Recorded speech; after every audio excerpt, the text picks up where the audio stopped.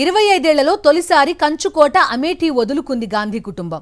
2004 నుంచి వరుసగా 3 సార్లు నేతృత్వం వహించిన అమేఠీ స్థానానికి గుడ్ బై చెప్పేశారు కాంగ్రెస్ నేత రాహుల్ గాంధీ. రాయ్ బరేలీ నుంచి లోక్సభ బరిలోకి దిగారు. ఉత్తరప్రదేశ్ రాయ్ బరేలీ కాంగ్రెస్ అభ్యర్థిగా నామినేషన్ దాఖలు చేశారు రాహుల్ గాంధీ.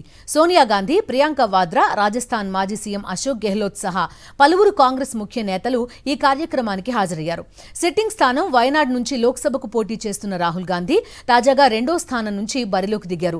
సార్వత్రిక ఎన్నికలు 5వ దశలో భాగంగా మే 20న రాయ్ బరేలీలో పోలింగ్ జరగనుంది. 25 ఏళ్లలో తొలిసారి కంచుకోట అమేఠీ వదులుకుంది గాంధీ కుటుంబం.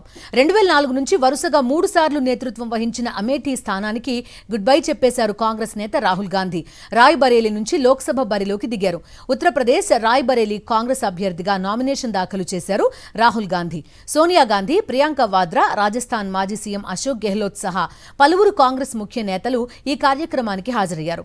సిట్టింగ్ స్థానం వయనాడ్ నుంచి లోక్సభకు పోటీ చేస్తున్న రాహుల్ గాంధీ తాజాగా రెండో స్థానం నుంచి బరిలోకి దిగారు. సార్వత్రిక ఎన్నికలు 5వ దశలో భాగంగా మే 20న రాయ్ బరేలీలో పోలింగ్ జరగనుంది.